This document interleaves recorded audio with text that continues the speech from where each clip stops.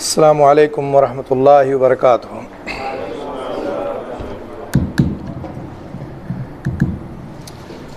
ان الحمد للہ نحمده ونستعینه ونستغفره ونؤمن به ونتوکل علیہ ونعوذ باللہ من شرور انفسنا ومن سیئات اعمالنا من يهده الله فلا مضل له ومن يضلل فلا هادي له واشهد ان لا اله الا الله وحده لا شريك له واشهد ان محمدا عبده ورسوله اما بعد فان خير الحديث كتاب الله وخير الهدي هدي محمد صلى الله عليه وسلم وشر الامور محدثاتها وكل محدثة بدعة وكل بدعة ضلالة وكل ضلالة في النار۔ اعوذ بالله من الشيطان الرجيم، بسم الله الرحمن الرحيم۔ يا ايها الذين آمنوا اتقوا الله حق تقاته ولا تموتن الا وانتم مسلمون۔ يا ايها الناس اتقوا ربكم الذي خلقكم من نفس واحدة وخلق منها زوجها وبث منهما رجالا كثيرا ونساء واتقوا الله الذي تساءلون به والارحام ان الله كان عليكم رقيبا۔ يا ايها الذين آمنوا اتقوا الله وقولوا قولا سديدا يصلح لكم اعمالكم ويغفر لكم ذنوبكم ومن يطع الله ورسوله فقد فاز فوزا عظيما۔ وقال الله تعالى والفجر وليال عشر۔ اللہ رب العزت کی تعریف و توصیف کے بعد درود و سلام نازل ہوں محمد الرسول اللہ صلی اللہ علیہ وسلم پر۔ جیسا کہ ہم اور آپ جانتے ہیں کہ اللہ رب العالمین نے مختلف چیزوں پر فوقیت دی ہے۔ دنوں کو آپ دیکھیں کہ اللہ نے بعض دن پر فوقیت دی ہے۔ سال کو اگر آپ دیکھیں گے تو سال میں اللہ تعالیٰ نے بعض دن کو خصوصیت دی ہے۔ اسی طرح سے بہت سارے لوگوں میں دیکھیں آپ تو اللہ تعالیٰ نے کسی خاص بندے کو چن لیا اور اس کو خصوصیت سے نوازا ہے۔ مختلف لوگوں کو اللہ رب العالمین نے مختلف خصوصیات سے نوازا ہے۔ سب کو اللہ نے ایک جیسا نہیں بنایا ہے، کسی کو کچھ، کسی کا کچھ، کسی کا کچھ مرتبہ ہے۔ ایسے ہی ایام اور دن بھی ہیں۔ آج کل ہم اور آپ جن ایام سے گزر رہے ہیں یہ حج کے ایام چل رہے ہیں، اور حج کے ایام میں وہ ایام بھی آتے ہیں جن کی خاص خصوصیات ہیں، خاص فضیلتیں ہیں، جس کو عشرہ ذو الحجہ کے نام سے جانا جاتا ہے۔ آج کے اس درس میں آپ کو دو چیزوں کی طرف اشارہ کروں گا، ایک تو عشرہ ذو الحجہ کی فضیلت اور دوسرے قربانی کے بعض احکام اور مسائل، بعض فضائل آپ کے سامنے ذکر ہوگا۔ یہ سوال و جواب کے انداز میں بھی ہو سکتا ہے۔ بعض دفعہ کیا ہوتا ہے، انسان کو سمجھنے کے لیے، بعض باتوں کو سمجھانے کے لیے خود ہی سائل بننا پڑتا ہے اور خود ہی جواب دینے والا بھی ہوتا ہے۔ چونکہ جو معاشرے میں ہمارے سوال اٹھتے ہیں، بعض دفعہ آپ دیکھیں کہ ایسے سوالات آتے ہیں کہ جس کو آپ تصور بھی نہیں کر سکتے، وہ سوال آتے ہیں، اور کچھ سوالات ایسے ہوتے ہیں جو عام ہوتے ہیں، ہر آدمی کے ذہن میں بات ہوتی ہے۔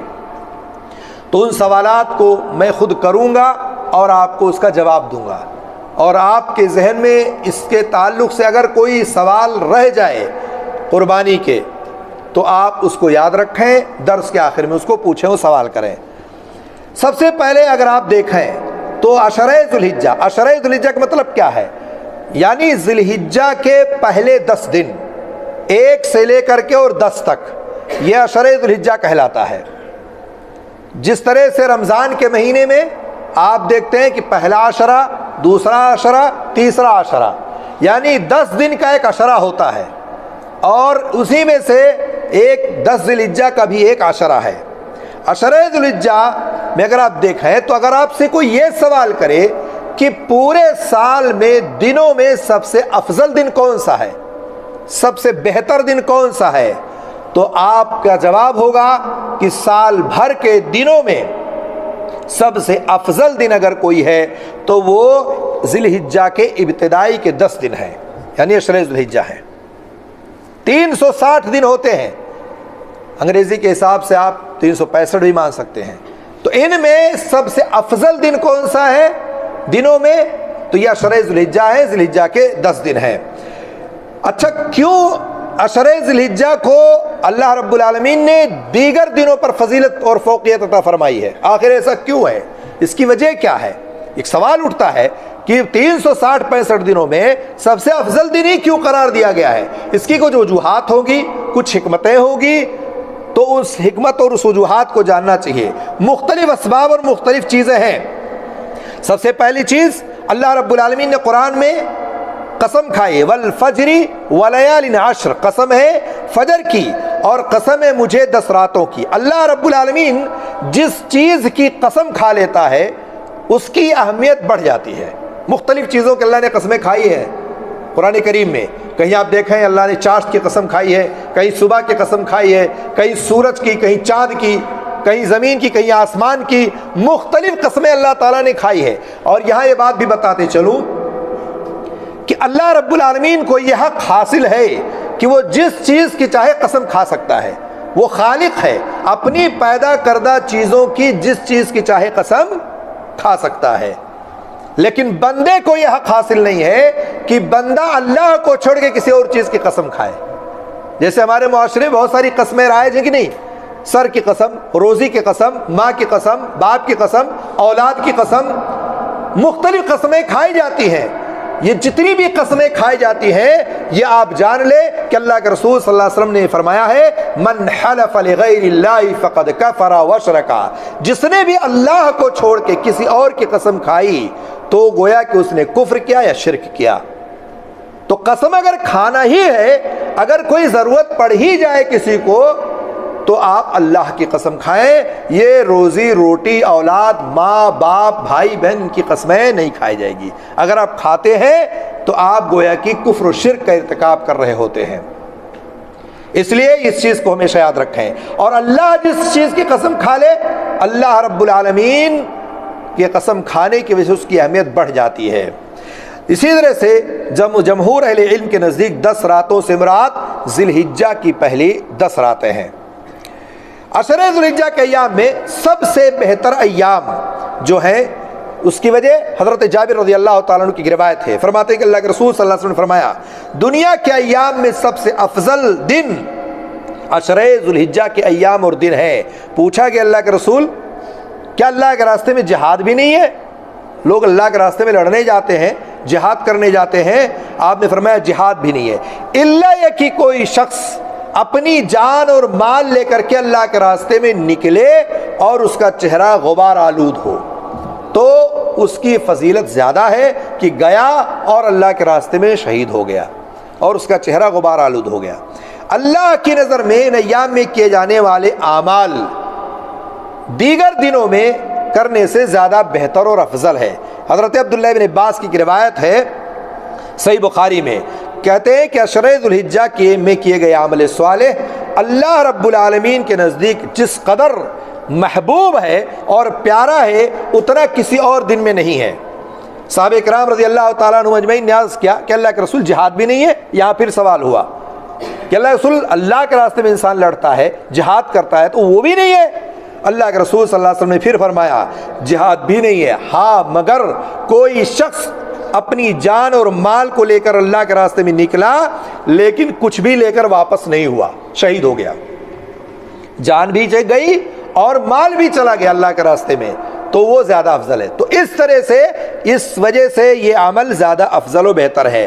حافظ ابن حجر رحمہ اللہ لکھتے ہیں کہ ان ایام کی فضیلت اس لیے زیادہ ہے کہ ان بہت ساری عبادتیں ان ایام میں اکٹھی ہو جاتی ہیں، جیسے نماز، روزہ، یا اسی طرح سے آپ دیکھیں قربانی، صدقات، زکوٰۃ، حج، عرفہ، یہ ساری چیزیں انہی 10 دنوں میں آپ کو ملیں گی، اس لیے ان ایام کی فضیلت زیادہ ہے اور فوقیت زیادہ ہے۔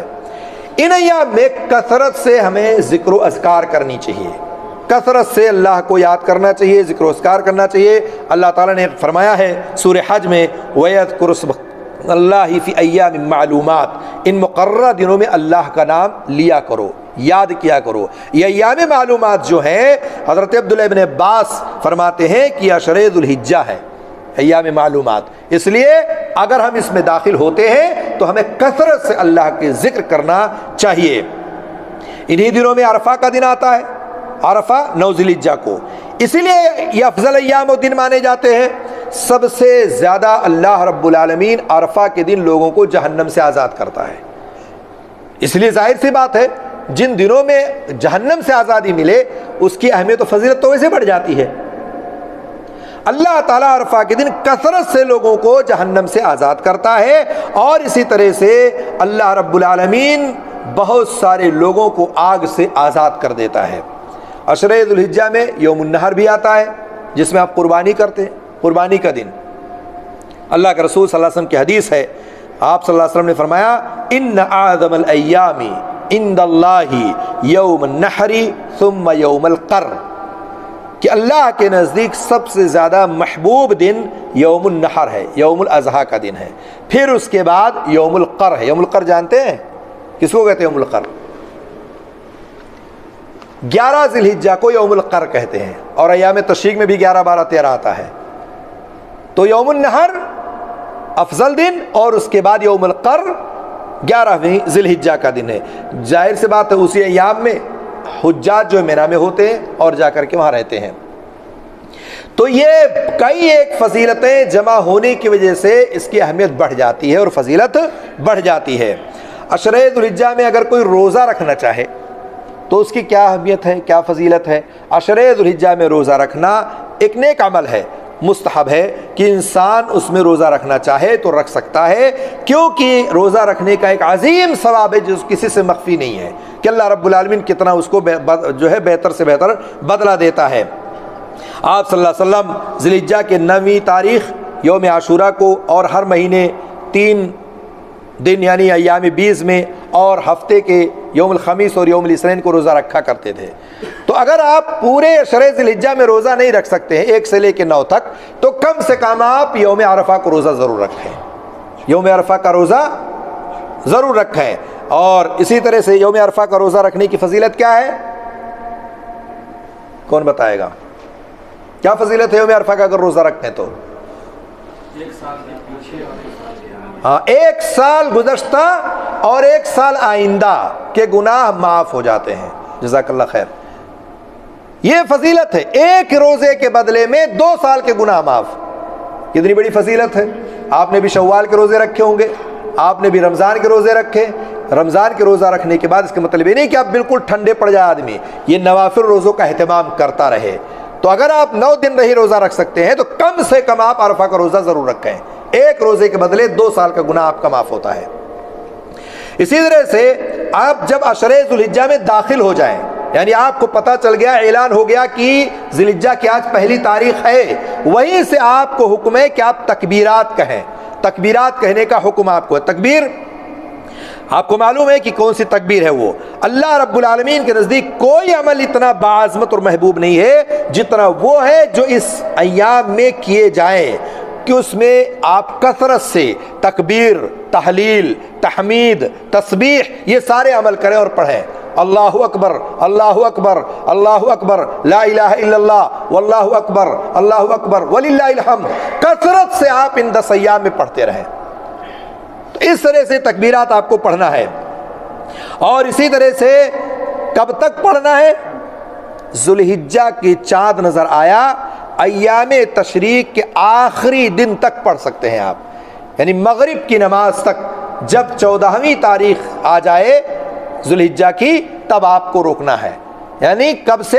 پہلی تاریخ سے لے کر کے اور ذی الحجہ کی 13ویں تاریخ شام تک، مغرب تک آپ تکبیرات پڑھ سکتے ہیں۔ اور صحابہ کرام رضی اللہ تعالیٰ عنہم اجمعین کا اس پر عمل رہا ہے اور کثرت سے پڑھا کرتے تھے اور اس پہ مشغول رہا کرتے تھے۔ اسی طرح سے آپ کو عشرہ ذی الحجہ کے تعلق سے یہ بھی جان لیں کہ عشرہ ذی الحجہ اگر آپ کو مل جاتا ہے، آپ اس میں داخل ہو جاتے ہیں، تو ظاہر سی بات ہے داخل ہونے پر یہ اعمال جو اتنی ساری فضائل ہیں اس میں آپ روزہ رکھیں، تکبیر کہیں، تحمید پڑھیں، تسبیح پڑھیں۔ اسی طرح سے ایک سوال ذہن میں اٹھتا ہے کہ جب رمضان آتا ہے تو مولوی صاحب بتاتے ہیں کہ رمضان کا آخری عشرہ بڑی فضیلت والا ہے، اور جب ذی الحجہ آتا ہے تو کہتے ہیں رمضان کا ذی الحجہ کا پہلا عشرہ بڑی فضیلت والا ہے۔ دونوں میں ٹکراؤ پیدا ہو جاتا ہے کہ بھائی یہ دونوں جب فضیلت والا ہے تو اس میں کیا تطبیق کی صورت ہے؟ ادھر آخری عشرہ رمضان کا بڑی فضیلت کے حامل ہے، اور ادھر رمضان کے بعد جب ذی الحجہ آیا تو اس کی پہلے عشرے کی بڑی فضیلت بیان کر رہے ہیں آپ۔ تو یہ ایک سوال ذہن میں پیدا ہوتا ہے کہ اس میں کیا معاملہ ہے، کیا آخری عشرے کی اہمیت زیادہ ہے رمضان میں یا ذی الحجہ کے پہلے عشرے کی؟ اس بارے میں علماء کے ہاں اختلاف ہے، لیکن سب سے اچھی بات جس کو علامہ ابن قیم رحمہ اللہ نے اپنی کتاب زاد المعاد میں ذکر فرمایا ہے کہ راتوں میں عشرے ذی الحجہ کی راتوں سے افضل رمضان کے آخری عشرے کی رات ہے۔ راتوں میں افضل کون سی رات ہے؟ رمضان کے آخری عشرے کی راتیں ہیں۔ کیوں؟ کیونکہ اس میں کیا ہوتا ہے؟ لیلۃ القدر ہوتا ہے، قیام اللیل کرتے ہیں، کثرت سے رات میں جاگتے ہیں، ٹھیک ہے، اس لیے وہ زیادہ افضل ہے۔ اور دنوں میں سب سے افضل دن ذی الحجہ کے پہلے عشرے کی دن ہے۔ کیوں؟ اس میں کیا ہے؟ قربانی ہے، روزہ رکھتے ہیں اور تکبیرات پڑھتے ہیں، اسی طرح سے یوم الترویہ ہے، یوم النحر ہے، اور اسی طرح سے اور دن کے بہت سارے اعمال ہیں جو انسان کرتا ہے، تو اس لیے دن کے اعتبار سے یہ ایام زیادہ بہتر ہے۔ تو دونوں میں تطبیق کی صورت ہو گئی۔ اگر کوئی آپ سے سوال کرے تو آپ دونوں کو تطبیق بتا سکتے ہیں، اور یہ علامہ ابن قیم رحمہ اللہ نے اس کو ذکر کیا ہے۔ اگر قربانی کرنے والے پر ذی الحجہ کا چاند نظر آ گیا تو بال و ناخن کاٹے گا یا نہیں کاٹے گا؟ یہ سوال بعد میں بھی آ سکتا ہے، لیکن یہ معلوم ہونا چاہیے کہ آپ جو آدمی قربانی کرتا ہے اس کو چاہیے کہ بال و ناخن کاٹنے سے روکا رہے۔ اب سوال یہ پیدا ہوتا ہے کہ آپ یہاں ہیں، قربانی آپ کے ملک میں ہو رہا ہے اور ایک دن کے بعد ہو رہا ہے، تو کیا آپ اپنے گھر کے قربانی کرنے تک رکے رہیں گے؟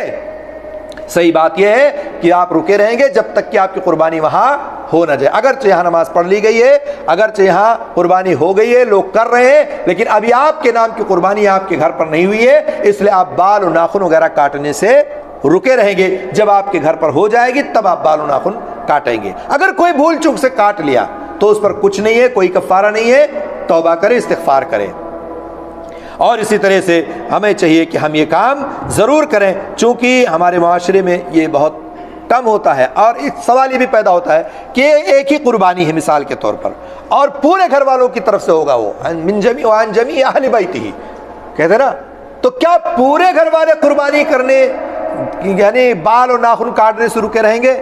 اگر سب کے نام پہ ہو رہا ہے، سارے گھر والوں کی طرف سے ہو رہا ہے، تو سارے کے سارے لوگ رکے رہیں گے اور اس طرح سے بال و ناخن نہ کاٹے۔ اگر کاٹ لیا کسی نے تو کوئی حرج کی بات نہیں ہے، کوئی فرض نہیں ہے، الا یہ کہ اس کو چاہیے کہ سنت کو زندہ رکھے اور اپنے آپ کو روکے رکھے۔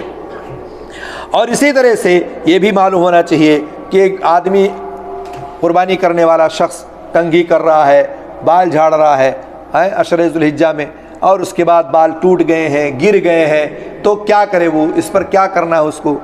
تو اس پر کچھ نہیں ہے، کوئی ایسا گناہ نہیں ہے، کوئی واجب و فرض چیز نہیں ہے، البتہ احتیاط کرے کہ ایسے حرکت نہ کرے جس سے ساری چیزیں گریں اور پڑے، اور اس طرح سے اپنے آپ کو بچا رکھے۔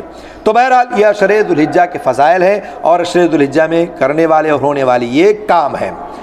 اور رہی بات اب قربانی کی، قربانی جانتے ہیں اللہ رب العالمین نے دنیا میں انسانوں کو جو پیدا کیا ہے، مقصد کیا ہے؟ عبادت اور بندگی کرنا۔ وما خلقت الجن والانس الا لیعبدون، مقصد ہے اللہ تعالیٰ کی قربانی کرنا، اور انسانوں جناتوں کو پیدا ہی اللہ نے اسی لیے کیا ہے کہ اللہ کے حکم کی بجاوری کریں، اللہ نے جن چیزوں سے روکا ہے اس سے رک جائیں، اور جن چیزوں کو کرنے کا حکم دیا ہے وہ کام کریں اور انجام دیں۔ تو ظاہر سی بات ہی عبادت ہے۔ یہ قربانی کا لفظ جو ہے یہ قربان سے ہے، لغوی اعتبار سے قربانی سے مراد ہر وہ چیز ہے جس سے آپ اللہ کا تقرب حاصل کریں۔ صرف جانور ذبح کرنا نہیں ہے، آپ صدقہ کر کے بھی اللہ کا تقرب حاصل کر سکتے ہیں، آپ کوئی بھی چیز کسی کو دے کر کے اللہ کا قرب حاصل کر سکتے ہیں۔ تو قربان اسی کو کہتے ہیں کہ آپ نے کوئی بھی چیز قربان کر دیا اور اللہ کا تقرب حاصل کرنے کے لیے آپ نے یہ کام کر دیا۔ اور شرعی اصطلاح میں جو بیان کیا جاتا ہے، قربانی اس جانور کو کہتے ہیں جو حج یا عید الاضحیٰ کے موقع پر اللہ کے تقرب کے لیے اور اس کی خوشنودی کے لیے ذبح کیا جاتا ہے، اس جانور کو قربانی یا قربان کہا جاتا ہے۔ اسی طرح سے یہ قربانی کا مسئلہ ہے۔ قربانی اگر آپ سے کوئی سوال کرے کہ کس سن میں فرض ہوئی ہے تو کیا جواب آپ کے پاس ہے؟ کون بتائے گا؟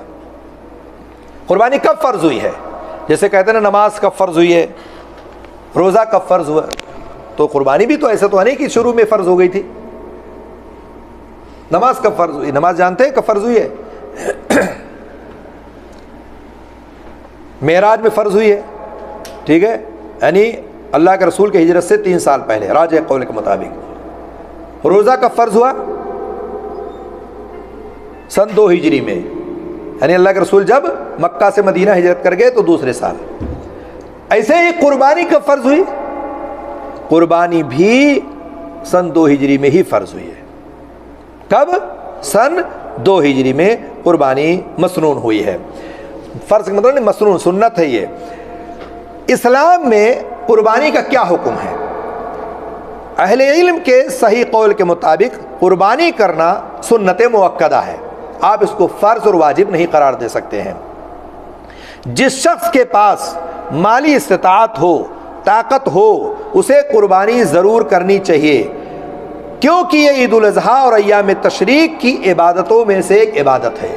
اگر اللہ نے کسی کو طاقت دی ہے تو وہ ٹال مٹول نہ کرے، قربانی کا بکرا پال کے اس کو عین ٹائم پہ بیچ نہ دے کہ اب تو مہنگا مل رہا ہے، اب تو زیادہ پیسے مل رہا ہے۔ یہ لوگ کرتے ہیں نا، خود نہ کر کے کیا کرتے ہیں، اس کو بیچ دیتے ہیں۔ اللہ نے اگر آپ کو طاقت دی ہے، استطاعت دی ہے، تو ذمہ داری ہے کہ آپ بھی اس عبادت کو انجام دیں، آپ بھی اس کام کو کریں۔ اللہ کے رسول صلی اللہ علیہ وسلم نے ہمیشہ قربانی کی ہے۔ حضرت انس کی روایت ہے صحیح بخاری کی، کان النبی صلی اللہ علیہ وسلم یضحی بکبشین وانا اضحی بکبشین۔ اللہ کے رسول صلی اللہ علیہ وسلم حضرت انس فرماتے ہیں کہ آپ ہر سال 2 میڑھوں کی قربانی کیا کرتے تھے اور میں بھی 2 میڑھے ذبح کرتا تھا۔ حضرت انس بھی کہتے ہیں میں بھی 2 میڑھے ذبح کرتا تھا۔ تو یہ قربانی کا مسئلہ ہے کہ اگر آپ کے پاس طاقت ہے تو ضرور کریں، ایک عبادت ہے، البتہ فرض اور واجب نہیں ہے۔ لیکن دوسری روایت جو آتی ہے آگے آئے گی، اس سے آپ کو اس کی اہمیت کا اندازہ لگے گا۔ قربانی کی فضیلت کیا ہے؟ قربانی کی فضیلت کے تعلق سے ایک ضعیف روایت پیش کی جاتی ہے کہ جو ہے ذوالحجہ کے مہینے میں خون بہانے سے بڑھ کر ابن آدم اللہ تعالیٰ کے یہاں کوئی بہتر عمل نہیں کرتا ہے۔ یعنی سب سے بہتر عمل کون سا ہے کہ اللہ کے راستے میں قربان کیا جائے، کسی چیز کو خون بہایا جائے۔ یہ جانور قیامت کے دن اپنے سینگوں، اپنے کھروں، اپنے بالوں سمیت آئے گا اور خون کے زمین پر گرنے سے پہلے اللہ کے ہاں اس کا ایک مقام ہوتا ہے۔ سو تم قربانی کرو اور خوش دلی سے قربانی کیا کرو، دیا کرو۔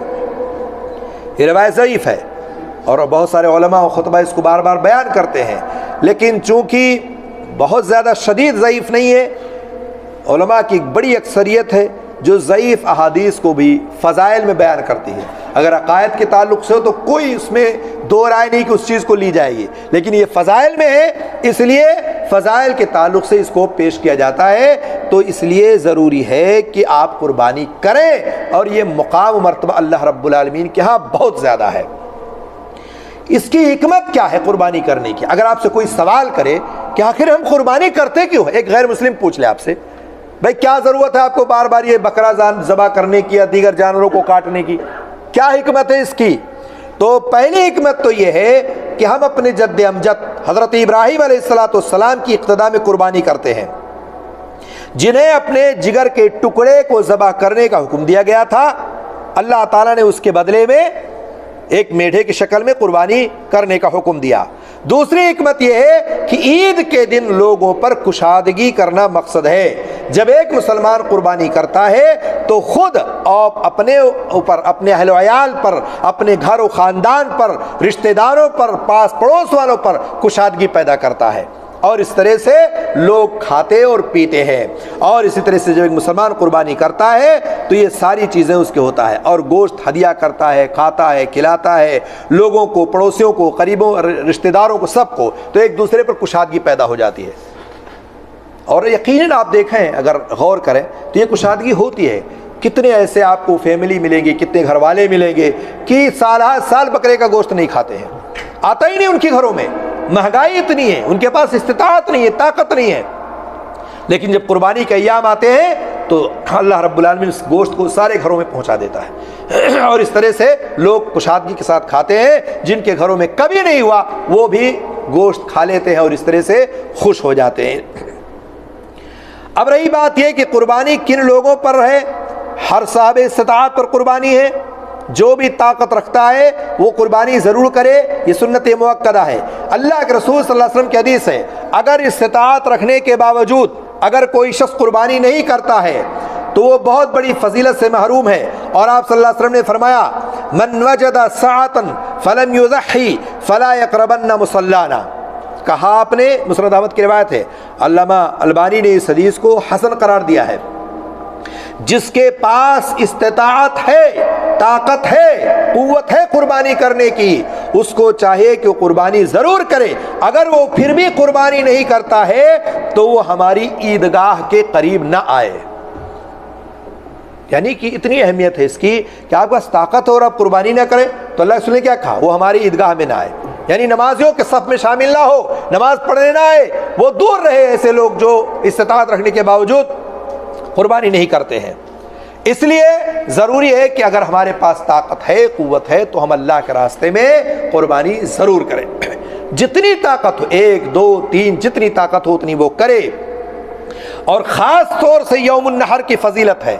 جس دن آپ قربانی کرتے ہیں, یعنی جس دن آپ عید کی نماز پڑھتے ہیں, اس دن کو یوم النحر کہا جاتا ہے.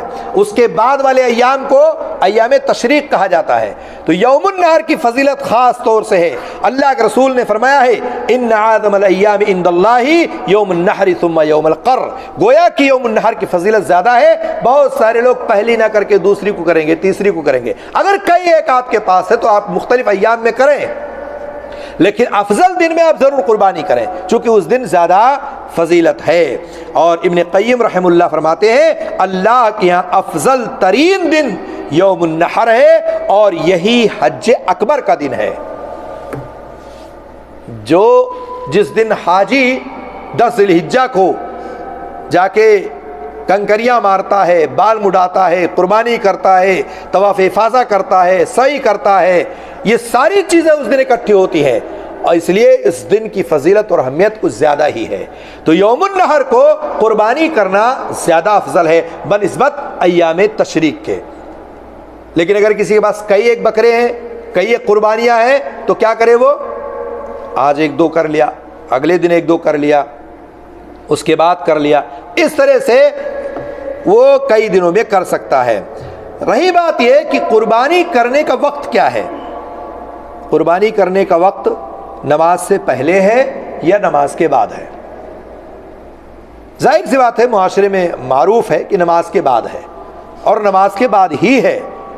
اللہ کے رسول صلی اللہ علیہ وسلم نے فرمایا من ذبح قبل الصلاة فإنما ذبح لنفسه ومن ذبح بعد الصلاة فقد تم نسکہ واصاب سنت المسلمین. جس نے نماز عید سے پہلے قربانی کر دی اس نے اپنے لیے گوشت کھانے کے لیے بکرا کو ذبح کیا ہے, قربانی کی ہے.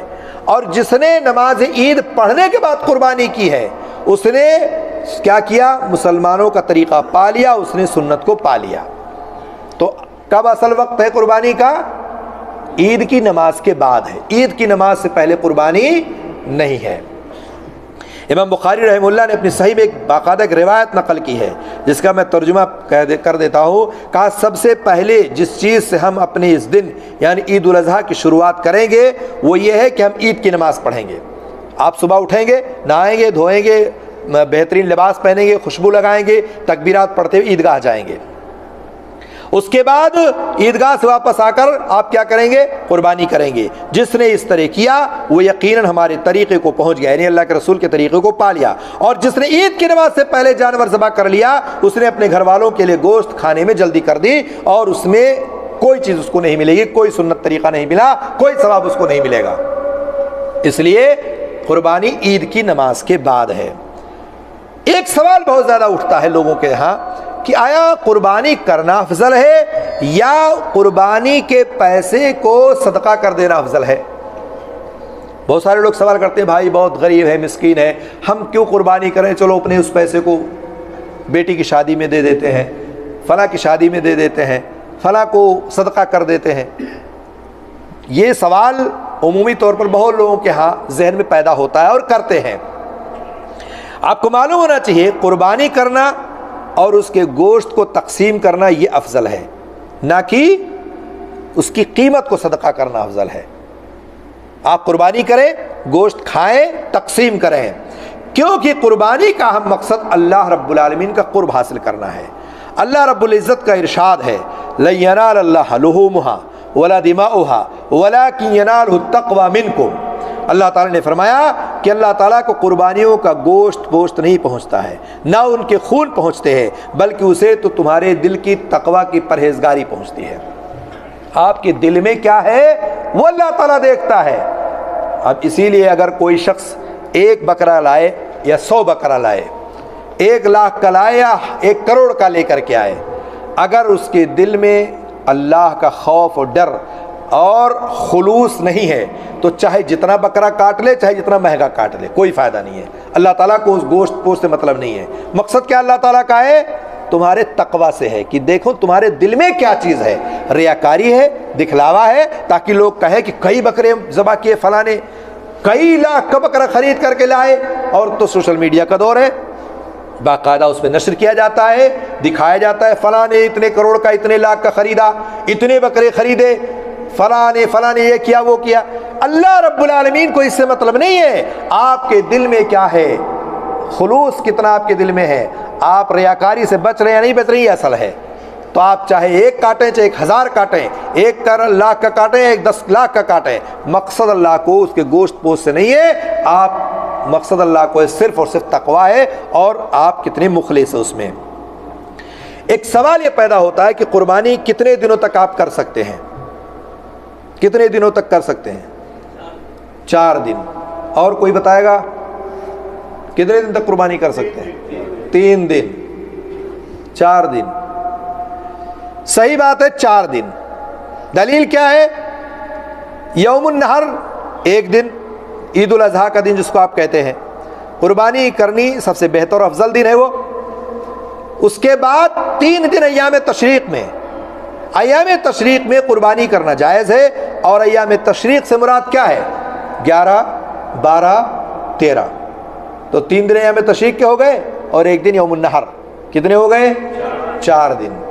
दलील क्या है? दलील अल्लाह के रसूल सल्लल्लाहु अलैहि वसल्लम की हदीस है, जिसको अल्लामा अलबानी ने अस्सिलसिलतुस सहीहा में जिक्र किया है, कुल्लु अय्याम तशरीक़ ज़ब्हुन, तमाम अय्याम तशरीक़ ज़ब्ह के हैं, या तमाम अय्याम तशरीक़ में ज़बह करना है। तो यौमुन नहर तो है ही, उसके बाद अय्याम तशरीक़ भी है, तो टोटल 4 दिन आप कुर्बानी कर सकते हैं।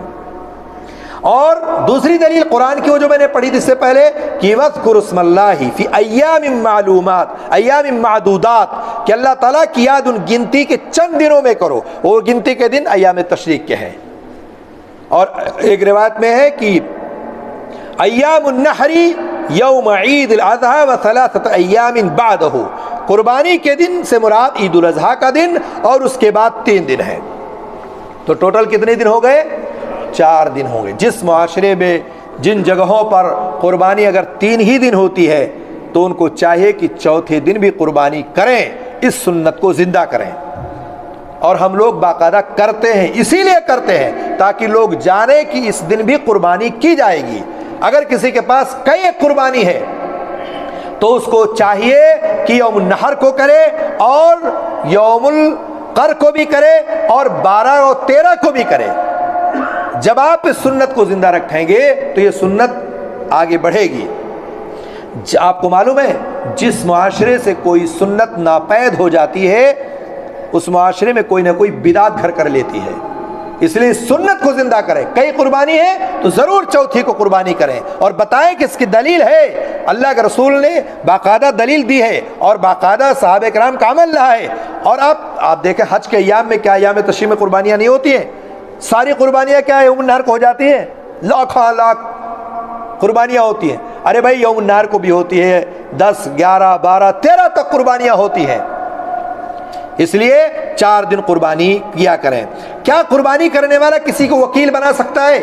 आपने कह दिया भाई कि मेरी तरफ से मेरी कुर्बानी कर देना, بنا سکتے ہیں آپ کسی کو. جیسے اللہ کے رسول صلی اللہ علیہ وسلم نے حضرت علی رضی اللہ تعالیٰ عنہ کو وکیل بنایا تھا. اللہ کے رسول صلی اللہ علیہ وسلم نے وکیل بنایا حضرت علی کو اور کہا کہ باقی میری طرف سے قربانی کر دینا.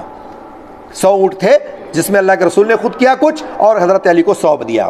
اسی طرح سے ایک سوال یہ ہے کہ کیا ایک جانور میں کئی افراد قربانی کے لیے شریک ہو سکتے ہیں؟ کئی افراد. اگر جانور اونٹ ہے یا گائے ہے تو اس میں 7 افراد شریک ہو سکتے ہیں. اونٹ یا گائے اگر ہے تو. حضرت جابر رضی اللہ تعالیٰ کہتے ہیں کہ ہم اللہ کے رسول کے ساتھ حج کے لیے گئے اور ہم نے 7 لوگوں کی طرف سے ایک اونٹ کی قربانی کی اور گائے بھی 7 لوگوں کی طرف سے. تو اگر اونٹ اور گائے ہے تو 7 اور اگر بکرا ہے تو 1, بھیڑ ہے تو دمبا ہے تو 1, بکری ہے تو 1. یعنی گائے اور اونٹ کے علاوہ جن جانوروں کی قربانی کرنی جائز ہے ان میں صرف 1 ہے اور باقی گائے اور اونٹ میں 7 حصے آپ قربانی کر سکتے ہیں. کیا اسی طرح سے قربانی کے گوشت کو جو آپ نے کیا ہے ایک جگہ سے دوسری جگہ منتقل کر سکتے ہیں؟ آپ پریدا میں ہیں, آپ سوچیں کہ چلو مدینہ بھیج دو اپنے دوست کے پاس, ریاض بھیج دو اپنے بھائی کے پاس, منتقل کر سکتے ہیں؟ کر سکتے ہیں.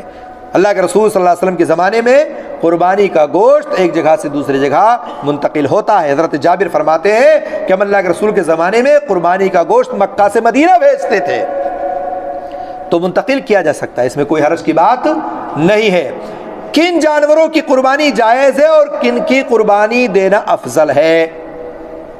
کون سا جانور ہے جو افضل ہے اور کون سی قربانی کا آپ دے سکتے ہیں؟ دیکھیے, آپ کو معلوم ہونا چاہیے کہ ہر امت میں اللہ تعالیٰ نے قربانی کے طریقے متعین فرمائے ہیں تاکہ وہ ان چوپایوں جانوروں پر اللہ تعالیٰ کا نام لیا جائے اور اس کی قربانی کی جائے. سب سے افضل قربانی کون سی ہے؟ کون بتائے گا؟ دمبا. اور کوئی؟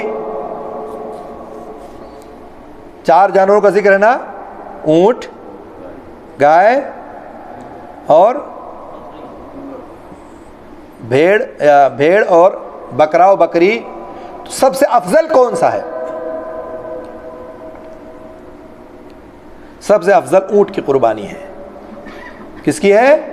اونٹ کی, پھر گائے کی, پھر بکری یا بکری کی, پھر اونٹ میں 7واں حصہ جو آپ نے ایک حصہ لیا جو 7واں. اور پالتو جانوروں میں سب سے بہتر اس جانور کی قربانی ہے جس میں ساری صفتیں موجود ہوں. پالتو جانوروں میں مثلا سینگ والا ہو, فربا اور موٹا ہو, سفید میڑھا ہو, سیاہ مائل ہو, آنکھوں کے ارد گرد پاؤں کے ارد گرد کالے نشان ہو. یہ وہ صفت ہے جس کو اللہ کے رسول صلی اللہ علیہ وسلم نے پسند فرمایا ہے اور ایسے ہی جانور کی قربانی اللہ کے رسول نے کی ہے. تو پالتو جانوروں میں بکرا اور بکری, بھیڑ, دمبا, یہ سب آتا ہے کہ نہیں؟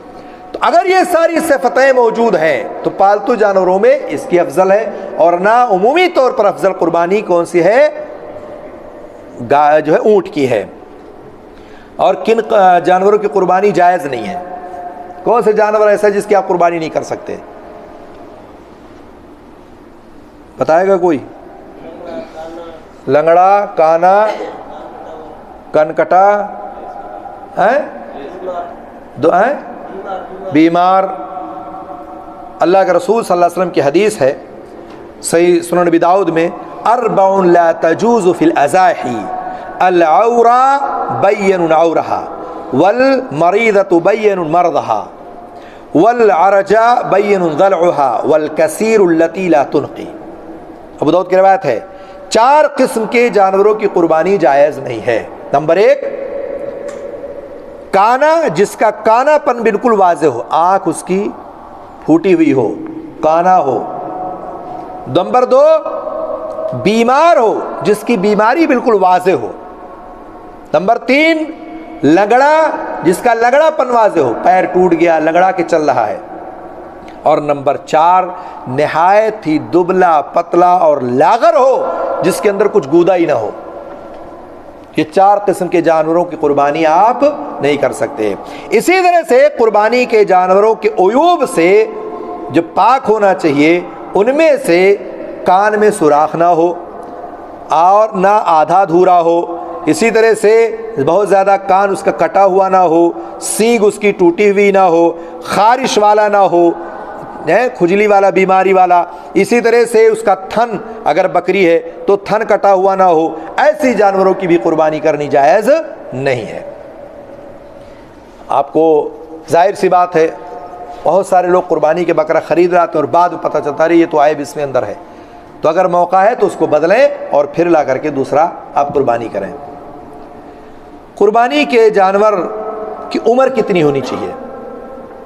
ایک سوال ہے نا، ایسے تو نہیں کہ ہر بکرا بکری لا کے کاٹ لیں آپ، چاہے جیسے اونٹ گائے لا کے کاٹ دیں آپ، ایک قربانی کے جانور متعین ہے، تو قربانی کے جانور کی عمر کتنی ہے؟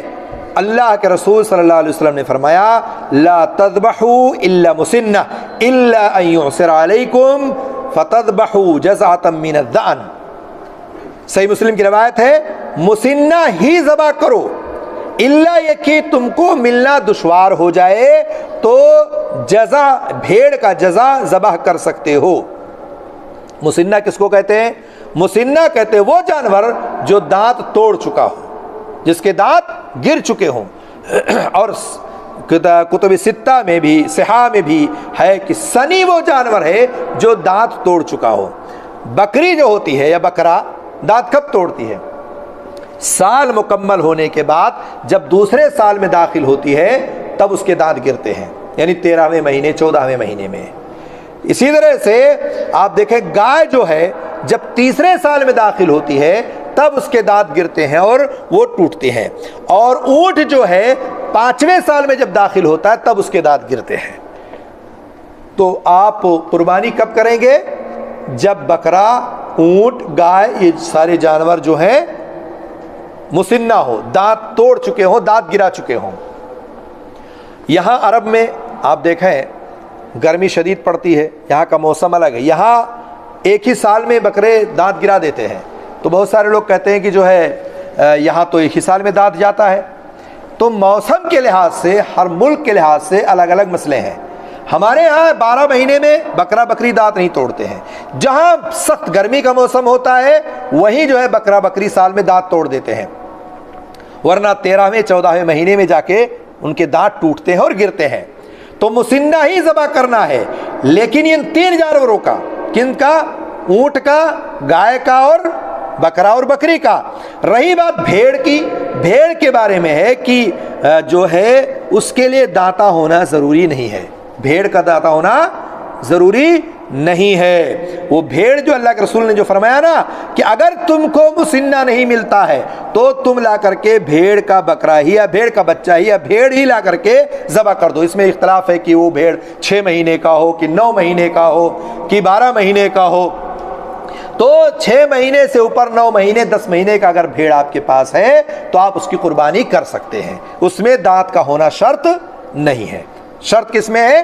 گائے میں، اونٹ میں اور بکرا اور بکری میں، ان 3 جانوروں میں۔ اس لیے جب بھی آپ قربانی کریں تو آپ جس جانور کی قربانی کر رہے ہیں وہ آپ کو معلوم ہونا چاہیے کہ وہ دانتا ہو، بغیر دانتا کریں گے تو آپ کی قربانی نہیں ہوگی۔ اگر ایسا بکری آپ خرید لائے یا ایسی اونٹنی لے آئے یا ایسے آپ جانور لے آئے جو حاملہ تھی اور حاملہ کی شکل میں آپ نے اس کو ذبح کیا تو اس کے پیٹ میں بچہ نکلا، تو آپ اس بچے کو بھی ذبح کر دیں گے، البتہ وہ ایک ہی قربانی شمار کی جائے گی، 2 نہیں شمار کی جائے گی، اس بچے کو بھی آپ ذبح کر دیں گے۔ اگر کوئی آپ سے سوال کرے کہ آپ صلی اللہ علیہ وسلم نے کس طرح کی جانور کی قربانی کی تھی، آپ صلی اللہ علیہ وسلم نے جس طرح کی جانور قربانی کی تھی اس کو اللہ کے رسول نے یوں ذکر کیا ہے کہ ذبح النبی صلی اللہ علیہ وسلم یوم الذبح کبشین املحین موجوعین، یا اور اسی طرح سے دوسری روایت میں کہ اللہ کے رسول صلی اللہ علیہ وسلم نے میڈھا قربانی کیا، وہ سینگ والا تھا، پیٹ والا تھا، سیاہ ٹانگوں والا تھا اور اس کے نچلے حصے سیاہ تھے، آنکھوں کے ارد گرد سیاہ تھے۔ یہ خوبیاں تھیں جو اللہ کے رسول صلی اللہ علیہ وسلم نے جانور ذبح کیے۔ اب رہی بات، ایک سوال یہ پیدا ہوتا ہے کہ جب ہر قسم کے عیب سے جانور پاک ہو تو ہمارے ہاں بکرے کو کیا کر دیا جاتا ہے؟ خصی کر دیا جاتا ہے، کیا جاتا ہے کہ نہیں؟ خصی جانور کی قربانی کرنا جائز ہے یا نہیں جائز ہے؟ آپ کہیں گے وہ بھی تو ایک عیب ہے، آپ نے اس کو خصی کر دیا اور عیب ہو گیا اس کے اندر، اور بہت سارے لوگ سوال کرتے ہیں کہ یہ بھی تو ایک عیب ہے، تو اس کی دلیل کیا ہے کہ آپ خصی جانور کی قربانی کر سکتے ہیں؟ اس کی دلیل اللہ کے رسول کی حدیث یہی ہے جو سنن ابی داؤد میں ہے کہ زبان نبی صلی اللہ علیہ وسلم یوم الذبح کبشین املحین موجوعین، آپ صلی اللہ علیہ وسلم نے قربانی کے دن خود 2 خسی میڈھوں کی قربانی کی تھی۔ اللہ کے رسول، موجوعین کا مطلب ہوتا ہے خسی کرنا۔ اہل علم کے نزدیک خسی جانور کی قربانی کرنا افضل ہے بنسبت بغیر خسی جانور کے۔ کیونکہ اس کا گوشت عمدہ ہوتا ہے، صاف ستھرا ہوتا ہے۔ اب خسی جس جانور کی نہ ہو، آپ اس کو لا کے کاٹ کے دیں، کیسے بدبو کرتا ہے، آپ کا پورا گھر پورا کمرہ بدبو کرے گا، پورا علاقہ بدبو کرتا ہے، گوشت تک بدبو کرتا ہے۔ تو اس کا گوشت بھی عمدہ ہوتا ہے۔ تو خسی جانور کا قربانی کرنا یہ کوئی عیب نہیں ہے، بلکہ یہ افضل ہے کہ آپ ایسے ہی جانور کی قربانی کریں جو خسی شدہ ہو، اور یہ دلیل آپ کے سامنے موجود ہے۔ اب ایک سوال پیدا ہوتا ہے، ہمارے معاشرے میں بھینس کی قربانی ہوتی ہے کہ نہیں ہوتی ہے؟ کیا کر سکتے ہیں یا نہیں کر سکتے ہیں؟ چونکہ میں بہت اس پر لمبی بحث نہیں کرنا چاہتا، مختصر آپ بتا دیتا ہوں کہ بھینس کی قربانی کے تعلق سے قرآن و حدیث میں اس کی کوئی صراحت نہیں آئی ہے، لیکن محدثین نے اس کو زکوٰۃ یعنی بھینس کی زکوٰۃ کو گائے کے حکم میں رکھا ہے کہ جس طرح سے گائے اگر آپ کے پاس ہے تو آپ اس کی زکوٰۃ ادا کریں گے، ایسے ہی اگر آپ کے پاس بھینس ہے تو جیسے جتنی تعداد میں گائے میں آپ زکوٰۃ ادا کریں گے، اتنی ہی تعداد میں آپ بھینس کی میں بھی زکوٰۃ کی ادائیگی کریں گے۔ تو گائے میں زکوٰۃ کا حساب جو ہوگا وہی بھینس کا ہوگا۔ اس لیے بعض علماء کہتے ہیں کہ بھینس کو گائے کی قربانی پر قیاس کرتے ہوئے کہتے ہیں کہ اس کو قربانی کرنی جائز و درست ہے۔ البتہ بعض لوگوں نے بھینس کو قربانی کرنے سے منع فرمایا ہے، کہتے ہیں یہ بہیمۃ الانعام سے خارج ہے، اس لیے اس کی قربانی کرنی جائز نہیں ہے۔ میرا کہنا یہ ہے، میں اپنے ذاتی طور پر، کہ جن چیزوں میں شک ہو، شبہ ہو، اور خاص طور سے عبادت کا معاملہ ہے، تو ایسی چیزوں میں پڑے کیوں جائے؟ اللہ نے دوسرے راستے آپ کے لیے کھول رکھے ہیں، دمبا ہے، بھیڑ ہے، گائے ہے جہاں گائے ذبح ہوتا ہے، یا اسی طرح سے اونٹ ہے، بکرا ہے، بکری ہے، دوسرے راستے ہموار ہے، آپ وہ کام کریں، عبادت وہ کریں جس کے بارے میں بالکل صاف واضح حکم موجود ہے۔ بلا وجہ ایسی عبادت کیوں کریں جس میں شک ہو، شبہ ہو؟ بعض لوگ جائز کہیں، بعض لوگ ناجائز کہیں، بعض لوگ شک میں پڑے رہیں جائز ہے کہ نہیں جائز ہے، ہوگا کہ نہیں ہوگا، تو ایسی عبادت کیوں کروا؟ بہتر ہے کہ جو اللہ نے راستے دوسرے ہموار کے ہمارے لیے، ان راستوں کو اپنائیں اور اپنی عبادت کو خالص بنائیں۔ تو اس لیے ایسی چیزوں سے بچنا چاہیے، احتیاط کرنا چاہیے۔ ایک بہت اہم سوال، کیا میت کی طرف سے قربانی کر سکتے ہیں؟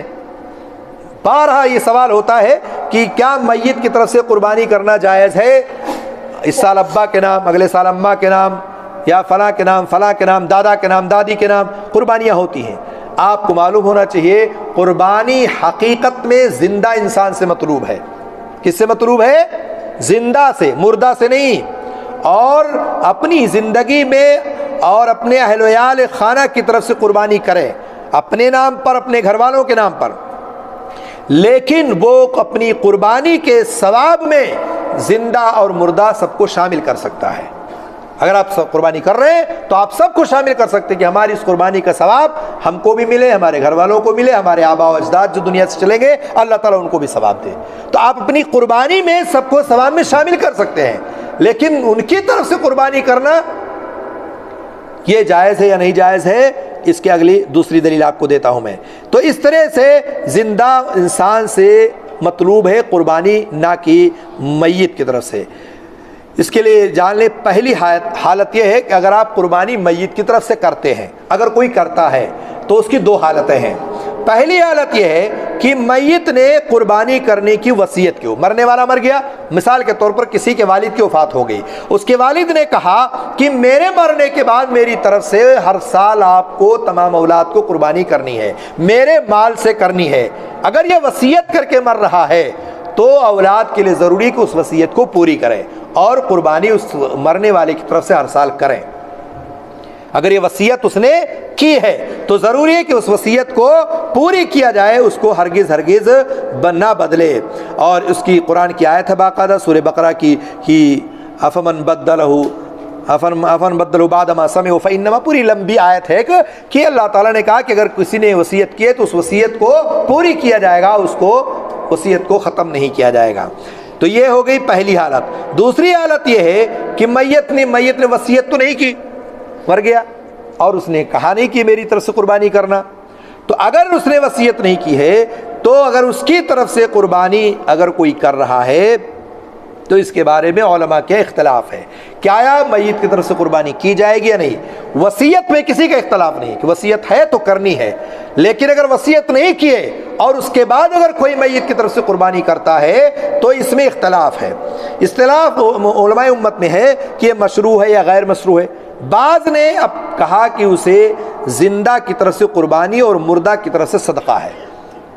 اگر کسی مرنے والے کی طرف سے قربانی کی جا رہی ہے تو مرنے والوں کی طرف سے وہ صدقہ ہے، اور بعض نے کہا کہ یہ بغیر مشروع ہے کیونکہ اللہ کے رسول سے یہ ثابت ہی نہیں ہے۔ اللہ کے رسول صلی اللہ علیہ وسلم کی زندگی میں آپ کے ازواج مطہرات حضرت خدیجہ ہیں، آپ کے چچا، آپ کی بیٹیاں، کئی ایک کی وفات ہوتی ہے، لیکن اللہ کے رسول نے کسی کی طرف سے قربانی نہیں کی ہے کہ چلو یہ میرے بیوی، چہیتی بیوی حضرت خدیجہ کی طرف سے اس سال قربانی ہوگی، چلو میرے چچا سید الشہداء حضرت حمزہ کی طرف سے قربانی کر دیتے ہیں، چلو میری بیٹی فلاں کی طرف سے قربانی کر دیتے ہیں۔ کوئی دلیل نہیں ملتی ہے کہ اللہ کے رسول صلی اللہ علیہ وسلم نے اپنی زندگی میں کسی کی طرف سے جو دنیا سے چلا گیا ہو اور آپ نے قربانی کی ہو، تو پھر ہم کیوں کرتے ہیں؟ جی تو وہی تو میں بھی بتا رہا ہوں۔ تو میت کی طرف سے قربانی غیر مشروع بعض لوگ یہ کہتے ہیں۔ اچھا، بعض لوگ یہ کہتے ہیں کہ اگر کوئی شخص قربانی کر ہی رہا ہے تو اس کو چاہیے کہ پورے کے پورے گوشت کو صدقہ کر دے۔ جیسے صاحب تحفۃ الحوزی لکھتے ہیں کہ میت کی طرف سے قربانی کرنے میں جتنی بھی روایتیں پیش کی جاتی ہیں ساری کی ساری حد درجہ ضعیف ہے، کوئی روایت صحیح نہیں ہے۔ اور پھر کہتے ہیں کہ اگر کسی نے میت کی طرف سے قربانی کر دی ہے تو اس چاہیے کہ سارا کا سارا گوشت غربا اور مساکین میں تقسیم کر دیا جائے، اس میں سے کچھ کھایا نہ جائے۔ اب بتاؤ کون تقسیم کرتا ہے؟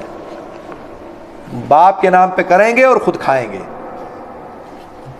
تو اگر آپ نے کر ہی دیا ہے تو آپ تقسیم کر دیں، لیکن صحیح بات یہ ہے کہ میت کی طرف سے قربانی الگ سے کرنے کی ضرورت نہیں ہے۔ آپ جب قربانی کریں تو اپنی قربانی میں زندہ مردہ سب کو ثواب میں شامل کر لیں، وہ آپ کے لیے کافی اور شافی ہوگا۔ ایک بات اور بہت اہم ہے، بہت سارے لوگ ہیں اور بہت سارے یہ سوال کرتے ہیں کہ ہم نے پہلی قربانی اللہ کے رسول کے نام دینی ہے۔ پہلی قربانی کس کے نام دینی ہے؟ اللہ کے رسول صلی اللہ علیہ وسلم کے نام، پھر اپنے نام دینا ہے۔ باقاعدہ ایک بکرا قربانی اللہ کے رسول کے نام ہوتا ہے، تو کیا نبی کریم صلی اللہ علیہ وسلم کی طرف سے قربانی کی جا سکتی ہے؟ کیا یہ درست ہے، جائز ہے؟ قرآن و سنت میں اس کی کوئی دلیل نہیں ملتی ہے کہ اللہ کے رسول صلی اللہ علیہ وسلم کی طرف سے قربانی کی جائے، اور نہ ہی اللہ کے رسول صلی اللہ علیہ وسلم نے اپنی امت کو اس کا حکم دیا ہے کہ میری طرف سے میری امت قربانی کرے، کہیں نہیں ہے۔ اللہ کے رسول نے قربانی کی بات کہی ہے، اور نہ اسی طرح سے یہ کہا ہے کہ میری طرف سے کوئی حج کرنے جائے، میری طرف سے کوئی عمرہ کرنے جائے، میری طرف سے کوئی نماز پڑھے۔ کچھ لوگ تو نماز ہی پڑھتے اللہ کے رسول کے نام پر۔ میں بہت دنوں کی بات ہے، میں ایک بار مدینہ گیا ہوا تھا تو ہمارے بغل میں ایک صاحب تھے، تو وہ نماز پہ نماز پڑھے جا رہے ہیں، مجھ سے رانے کے میں پوچھ بیٹھا، بھائی یہ کیا آپ ماشاءاللہ نفل پہ نفل مارے جا رہے ہو، کیا بات ہے یہ؟ کہا وہ اللہ کے رسول کے نام کی نماز پڑھ رہا تھا۔ یعنی مجھے تو اس بات کا انداز ہی نہیں تھا کہ لوگ اللہ کے رسول کے نام کی بھی نماز پڑھتے ہیں۔ قربانی کا تو معاملہ سنا تھا، تو نہ تو نماز، نہ تو حج، نہ عمرہ، نہ قربانی، کوئی ایسی دلیل نہیں ملتی ہے، نہ اللہ کے رسول سے کوئی ثبوت ہے، نہ اللہ کے رسول نے کہیں کہا ہے کہ میری طرف سے یہ کام کرنا۔ اللہ کے رسول صلی اللہ علیہ وسلم نے جس چیز کا حکم دیا وہ کیا دیا ہے؟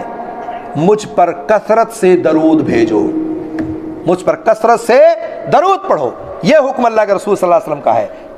تو جو حکم ہے وہ نہیں کریں گے، جو نہیں حکم ہے وہی کریں گے، کیونکہ سال میں ایک بار کر کے چھٹی لے لینا نا، اس کے بعد خلاص اس کے بعد کون پوچھتا ہے؟ پھر سال آئے گا، پھر اللہ کے رسول کے نام کی قربانی کر دیں گے. جیسے ہوتا نا سال بھر نبی کا نام نہیں لیں گے. عید میلاد النبی آئے، جھنڈا ونڈا نکالا، یا رسول اللہ، لبیک یا رسول اللہ، نعرہ تکبیر رسول اللہ، خلاص پورے سال پھر محبت ختم. تو یہ ایک دن کی محبت نہیں ہوتی ہے. اللہ کے رسول کی اتباع اور پیروی پوری زندگی میں ہمیشہ لاگو ہونی چاہیے، کوئی ایک خاص دن کی بات نہیں ہے. تو بہرحال اللہ کے رسول صلی اللہ علیہ وسلم کی طرف سے قربانی کی کوئی اصل نہیں ہے. آپ اگر صحابہ کرام کی زندگی کو دیکھیں گے جو اپنی جان نچھاور کرنے والے تھے، کبھی کسی نے، کوئی صحابہ ایسا نہیں ملے گا آپ کو کہ اللہ کے رسول کے نام سے قربانی کی ہو اور اللہ کے رسول صلی اللہ علیہ وسلم نے حکم دیا ہو. یہ سب بے بنیاد چیز ہے. اس لیے اگر کوئی کرتا ہے تو اس چیز کو ترک کر دے، چھوڑ دے. آپ خود کریں اور تمام لوگوں کو ثواب میں شامل کر کے رکھیں. کیا ایک جانور سارے گھر والوں کی طرف سے کافی ہے؟ ہاں، ایک جانور سارے گھر والوں کی طرف سے کافی ہے، شافی ہے. اگر ایک سے زیادہ افراد ہیں تو ایک سے زیادہ افراد پر ان کو ثواب ملے گا. اور اسی طرح سے اگر کوئی شخص جو ہے کئی ایک جانور کرنے کی استطاعت رکھتا ہے تو کئی ایک جانور کر سکتا ہے. ہمارے ہاں ایک چیز بہت زیادہ اہم ہے کہ اس سال ابا کے نام، اگلے سال اماں کے نام، اس کے بعد بھیا کے نام، اس کے بعد اماں کے بعد بھابھی کے نام، ہے نا؟ یہ تو ہوتا ہے. ہر سال ایک کے نام قربانی ہونی چاہیے. یہ پتہ نہیں کہاں سے لوگ لے کر کے آئے، اس کی کوئی دلیل نہیں ہے. دلیل کیا ہے؟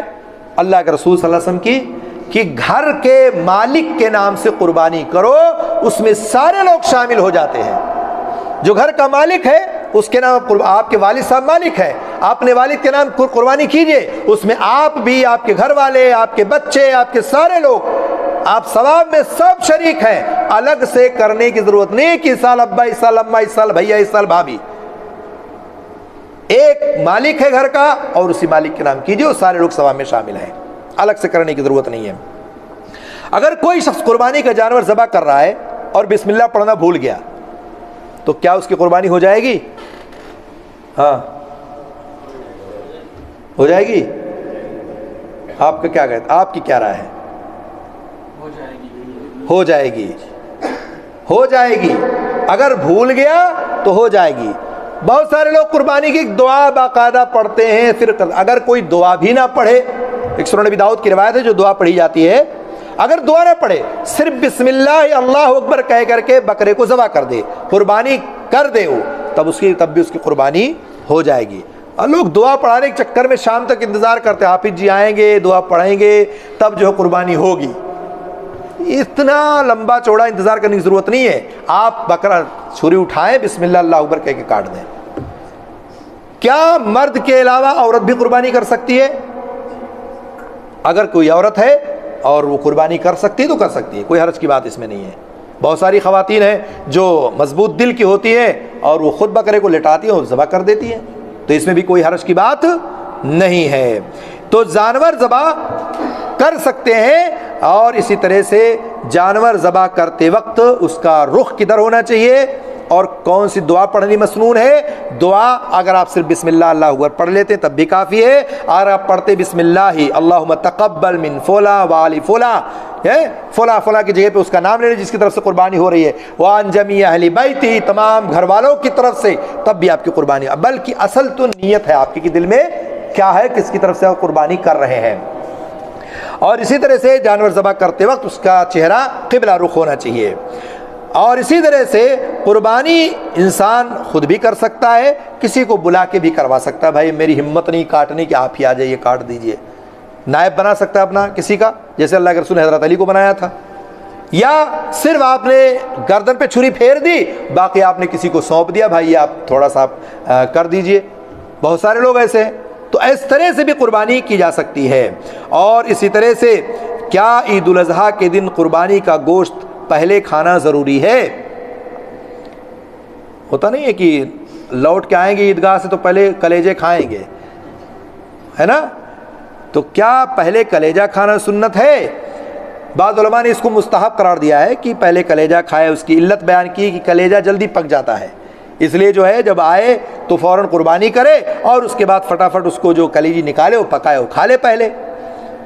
اور اسی طرح سے پہلے گوشت کھانا مستحب ہے یہ کہ جب عیدگاہ وہ جاتا ہے تو بغیر کچھ کھائے پیے جاتا ہے، اور جب عیدگاہ سے واپس آتا ہے تو نماز ادا کر کے آتا ہے. اگر ممکن ہے بکرا ذبح کر کے پکا لیا گوشت کو, کلیجی کو, تو کھا سکتا ہے, ورنہ کوئی ضروری نہیں ہے, کوئی ضروری کچھ بھی کھا سکتا ہے. وہ کھجور کھا لے, پانی کھا لے, سوئیاں کھا لے, گھر میں جو کچھ پکا وہ کھا لے.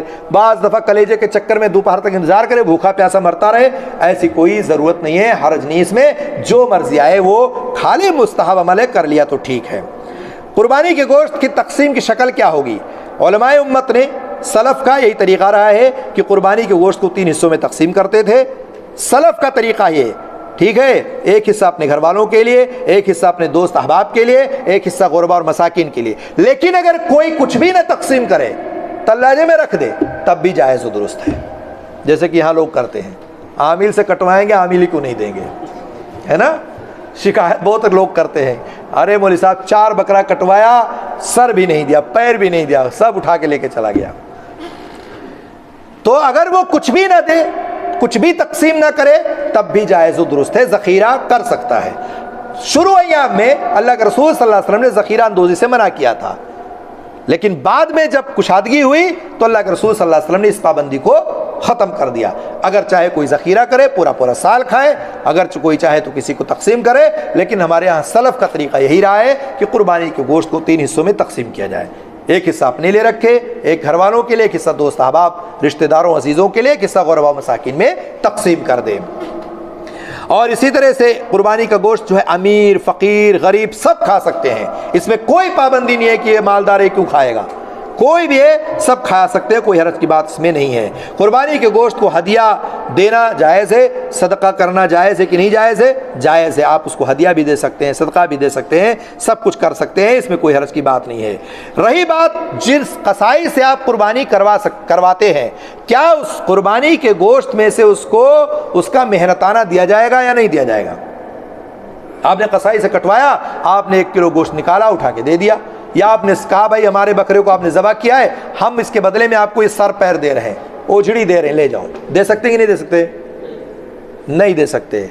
قربانی کرنے والے قصاب کو آپ قربانی کے چیز میں سے اجرت کے طور پر کچھ نہیں دے سکتے. البتہ آپ ہدیہ دے سکتے ہیں, تحفہ دے سکتے ہیں, کھلا سکتے ہیں, لیکن اجرت کے طور پر, مزدوری کے طور پر آپ اس میں سے کچھ نہیں دے سکتے ہیں.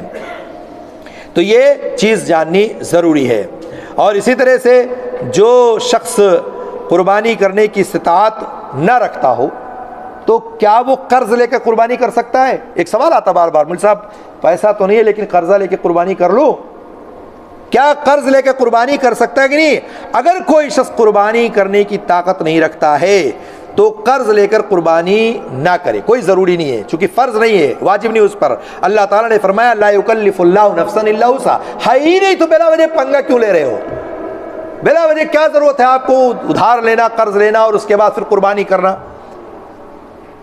ہاں اگر آپ یہ ہے کہ بھئی آج میرے پاس نہیں ہے لیکن کل آ جائے گا, آج نہیں ہے لیکن پرسوں پیسہ آ جائے گا, یا بھیجنے والا بھیج رہا تھا لیکن نہیں, جیسے آپ نے یہاں سے بھیجا نہیں پہنچا, تو بھائی اب قربانی کرنی ہے تو بھائی ہمارا پیسہ قربانی کے بعد ملے گا, تو چلو میں لے لیتا ہوں کسی سے اور قربانی کر دے تو آتے ہی دے دوں گا, ایک الگ مسئلہ ہے.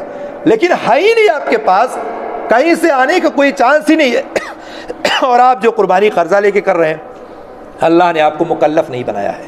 اللہ نے کہا جتنی طاقت ہو اتنی رکھو, اس سے زیادہ کی ضرورت نہیں ہے. اور اسی طرح سے کیا اللہ کے رسول صلی اللہ علیہ وسلم نے اپنی امت کی طرف سے قربانی کی ہے؟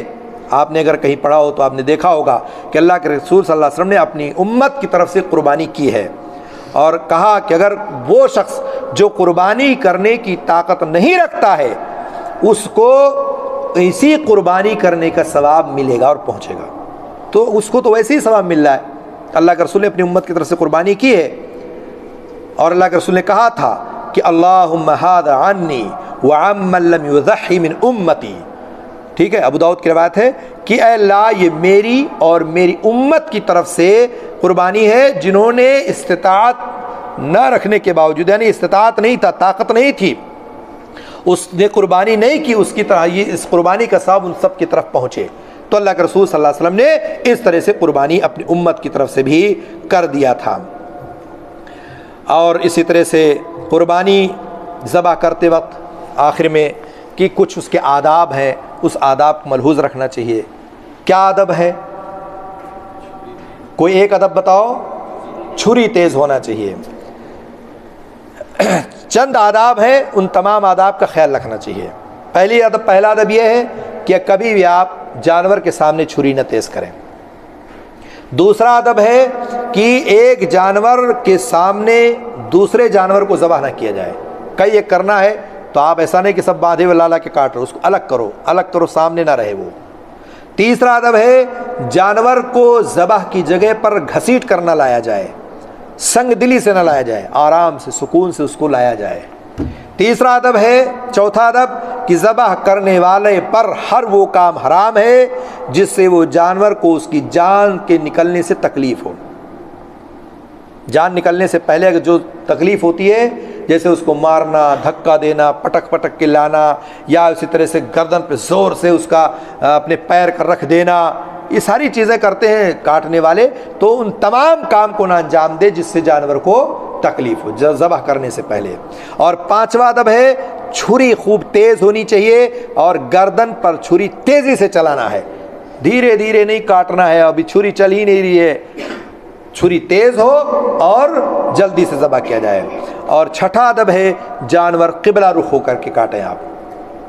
اور ساتواں ادب ہے کہ بسم اللہ اللہ اکبر اللہم ھذا منک ولک کہہ کر کے آپ اس کو ذبح کریں۔ یعنی جو دلیل ہے، جو دعائیں ہیں، بسم اللہ اللہ اکبر اللہم تقبل فلان فلان، جو آپ دعا پڑھنا چاہتے ہیں، جس کے نام کی طرف سے کرنا چاہتے ہیں، آپ کو کریں۔ تو جانور کے ذبح کرنے کی ان آداب کو ملحوظ رکھنا چاہیے، اور یہ اسلامی تعلیمات ہے۔ غیروں کی تعلیمات دیکھیں آپ تو حیران رہ جائیں گے کہ جانوروں کو کیسے ذبح کرتے ہیں۔ اسلامی تعلیمات نے جانوروں تک پر بھی اتنا رحم کیا ہے کہ اگر آپ ان کو قربان کر رہے ہیں تو ان تمام چیزوں کو ملحوظ رکھیں تاکہ اس کو تکلیف نہ ہو۔ تو اس طرح سے یہ ساری چیزیں تھیں قربانی کے تعلق سے، اور اسی طرح سے ساری چیزیں میں نے آپ کے سامنے بیان کر دی ہیں۔ میرے خیال سے ساری باتیں آ گئی ہیں، کچھ باتیں اس میں رہ گئی ہیں، چھوٹ گئی ہیں، جو انشاءاللہ بہت اہم باتیں نہیں تھیں۔ جتنی باتیں بھی میں نے آپ کے سامنے آج بیان کی ہیں، یہ میرے پاس کتاب کی شکل میں، PDF کی شکل میں موجود ہے، جس کو چاہیے گا واٹس ایپ سے لے سکتا ہے، فیس بک پہ بھی موجود ہے، وہاں سے بھی ڈاؤن لوڈ کر سکتا ہے، اور دوسروں تک بھی یہ پہنچا سکتا ہے اور بھیج سکتا ہے، تاکہ قربانی کے ایام میں قربانی کے مسائل کو ہم جان سکیں، دوسرے لوگوں کو بھی اس کا پیغام پہنچا سکیں۔ اللہ رب العالمین سے دعا ہے اللہ تعالی ہم سب کو اس پر عمل کرنے کی توفیق دے، آمین رب العالمین۔ والسلام علیکم ورحمۃ اللہ وبرکاتہ۔ اونٹ کا گوشت کھانے کے بعد نہانا نہیں، وضو کرنا ہوتا ہے۔ اگر آپ نے اونٹ کا گوشت کھا لیا ہے تو آپ کا وضو ٹوٹ جائے گا اگر آپ وضو سے تھے، اس لیے اونٹ کا گوشت کھانے کے بعد وضو بنائیں پھر نماز پڑھنے جائیں، اور کسی اور جانور کے بارے میں یہ نہیں ہے۔ جی